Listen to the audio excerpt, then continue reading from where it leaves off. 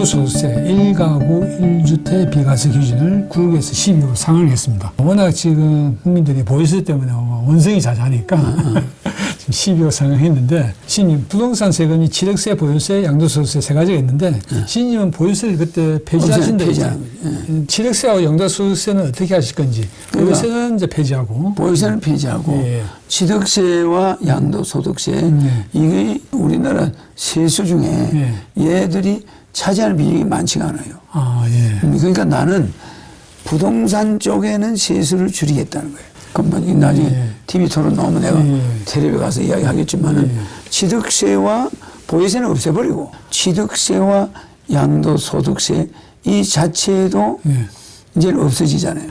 물가 인상분 그 이상은 적용하지 않아. 물가가 뭐 2% 올랐다.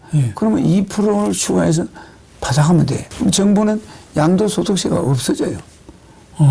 없어진다니까. 무슨 말이냐면은 1억 집을 10억에 샀는데 3년 가지고 있어서 1년에 2%씩 올랐다.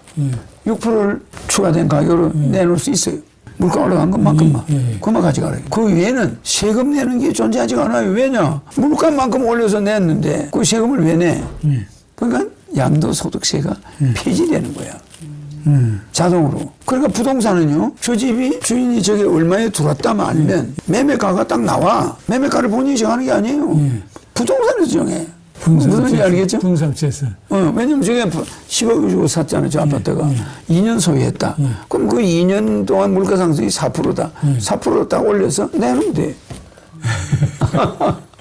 그러면 집 사는 사람도 절대 깎지 않아요. 근데 신님, 그 부동산 가격도 시장에 의해서 결정된 거 아닙니까? 이 수요자, 공급자의 원칙에 따라서. 그러니까 그 시장에 의해서 공급자에서 내놨더니 이게 천정부지로 올라가니까 이제 앞으로는 물가 인상률 이상의 것은 어떤 주택도 받을 수 없다. 이게 이제 적용되는 약간 사회주의가 들어가는 거예요. 엄청난 사회주의입니다. 사회주의입니다. 그러니까 내가 그 왜냐면 너무 부동산 문제가 생기니까 이거를 내 생각이 굉장히 중요한 겁니다.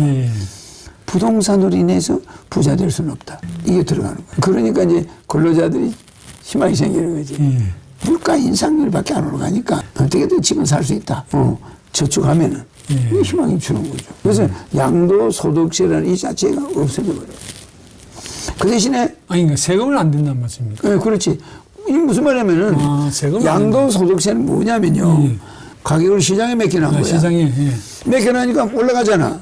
그러면 정부하고 개인이 놀아먹는 거야. 부동산을 올려놓고 둘이서 놀아먹는 거야. 이게 도둑질이라. 이걸 없애고 국가가 안 가져가는 조건으로 누구도 시값 올리지 마라. 남기지 마라.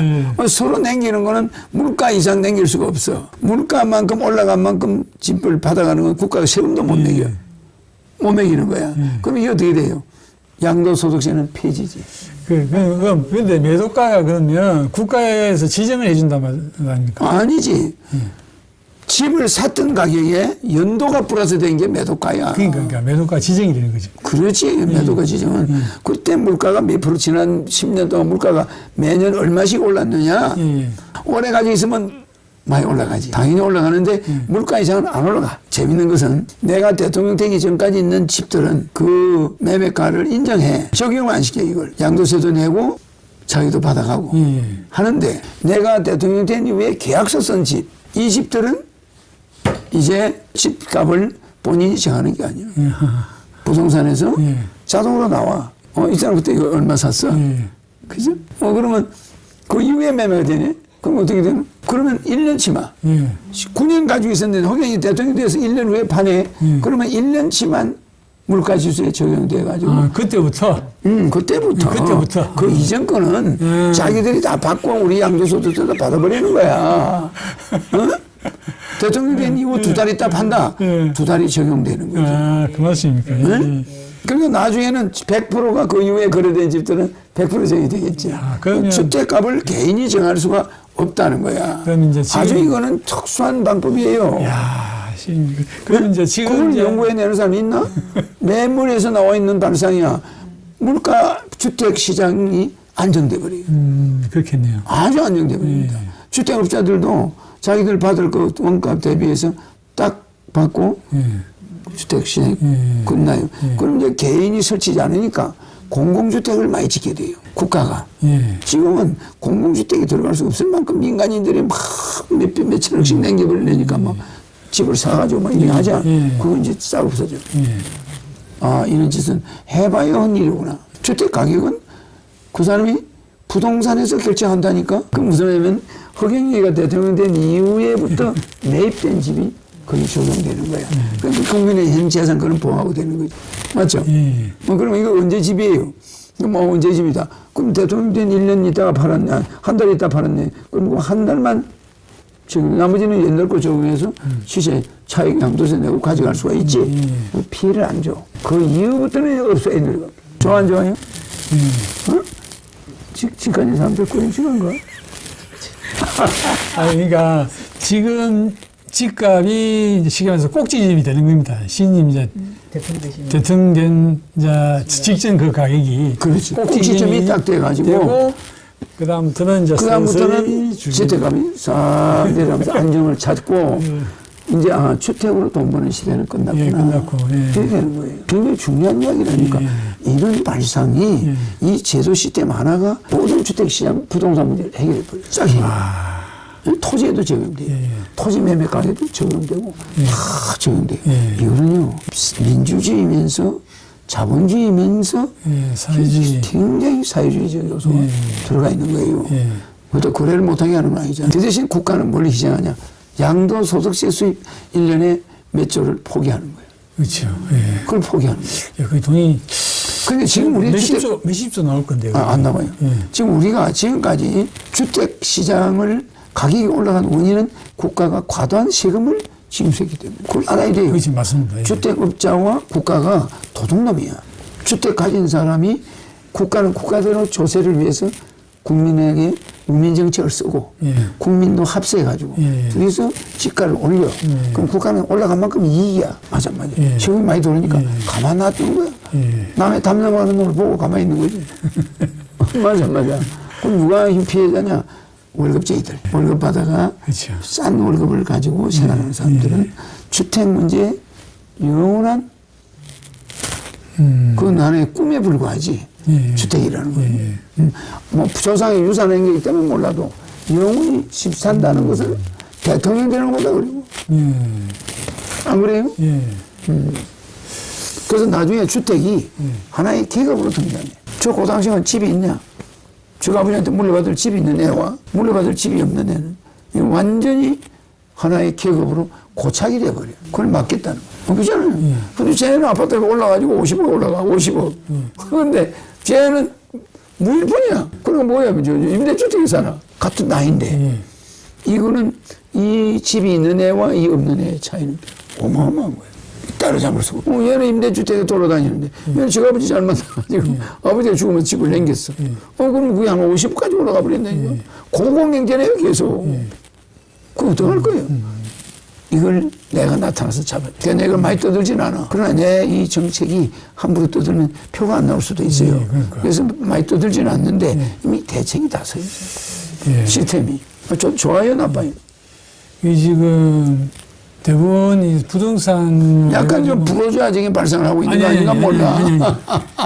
이거 아주 파격적인 신임의 그 지금 정책이거든요. 정책이 아주 파격적이에요. 전혀 생각지 못한. 그래서 그렇지. 사람들이 이런 대책을 나는 세워놨는데, 이 사람들은 전혀 지금 막 정부와 개인이 그냥 합세해가지고 집값 올리는 전쟁이 붙었어. 그래요. 이거는 이대로 놔뒀다가는 꽃이 불린 망하지야. 인생의 가치는 100인데, 이 주택값은 말이야 1000으로 올라가 있어.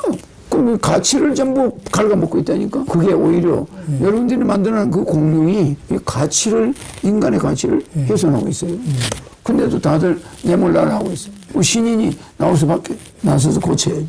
그 대신 지금 재산을 가진 사람들 재산에 손실이 없어. 제일 손실 큰 사람은 국가의 주택을 사기 위해서 부채를 엄청 많이 가지고 있는 3, 40대. 그 사람들은 조금 문제가 되겠네. 왜냐면 그 사람은 뭐, 집값도 앞으로 이제 계속 꼭지점인데, 그걸 앞으로 10년 동안 계속 빚을 갚아야 안 됩니까, 그 사람들은? 갚아야 돼요. 그런 거는 혜택을 또 주지. 이자 혜택을 나중에. 이자 혜택을?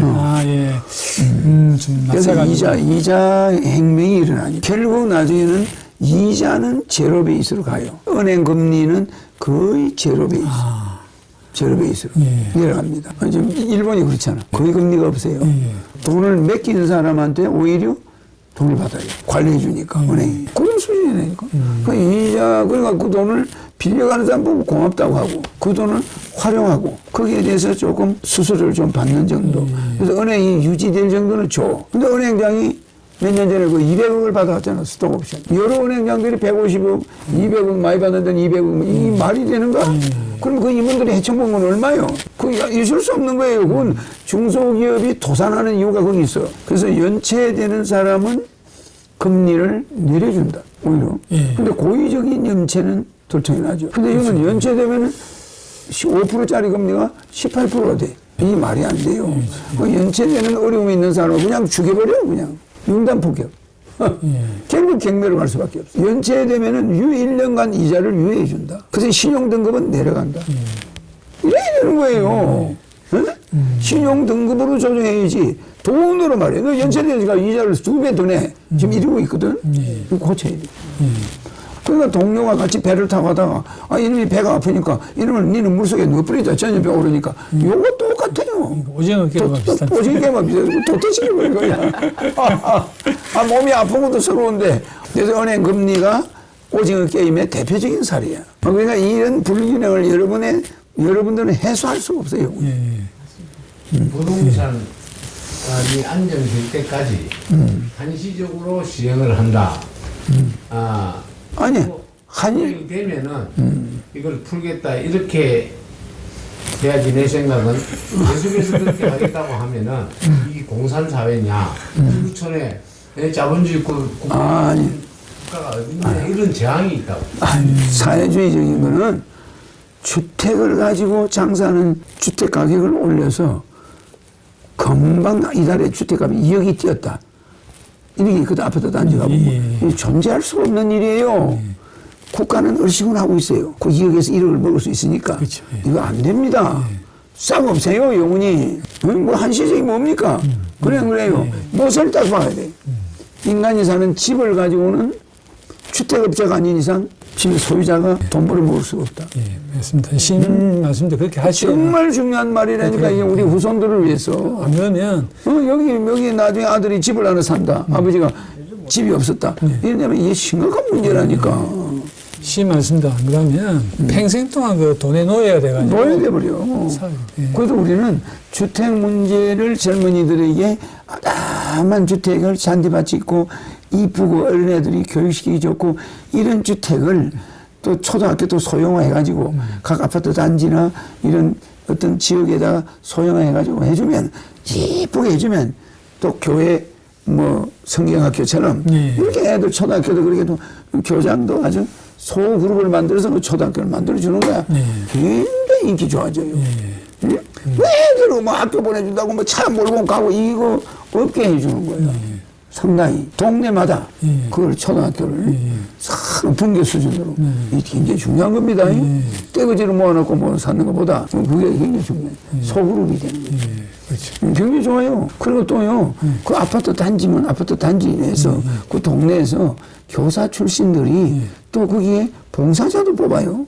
선생을 보조해주는. 뽑아가지고 참 재밌게 운영할 수가 있어요. 그래서 그 엄마가 와서 학생들을 좀 직접 자기 애가 있는 학교에 가서 봉사도 할 수 있죠. 이렇게 가족처럼 학교가 돼가는 거예요. 국민 배당금이 나오니까 뭐 인지할 것도 없고 육아 수당 나오지. 그래서 이게 아기자기하게 서로 재밌게 해줘야 사람 살 맛이 나지. 횡한 그 넓은 운동장에 횡한 데다 애들이나 운전차들이 그냥 학교 앞에 밀려가지고 초등학교 유치원 앞에 막 아침 되면 차가 막 그쪽으로 다 밀려오면 됩니까? 이거는 생지옥이야, 우리나라는. 내가 제일 싫어하는 게 건물 디자인 부분. 건물 디자인 부분. 내가 봐요, 이 기와집 이거 한 채 딱 있는데 마당이 얼마나 넓어. 공간이. 이런 스페이스가 필요한 거야. 이러다가 막 창문이 안 보이게 막 지어 제끼는 이거는 아파트를 지어가지고 애들이 그거 다 거기서 나온 애들은 무정자증에 걸려 다. 거짓말 아니에요. 나중에 다 아파트 오래 살면 정자가 안 나와. 얘는 정자 나오나? 얘는 낳았죠? 몇명 낳았나? 더 있나지. 천만 원이 그도 옛날에 아프지 않았는데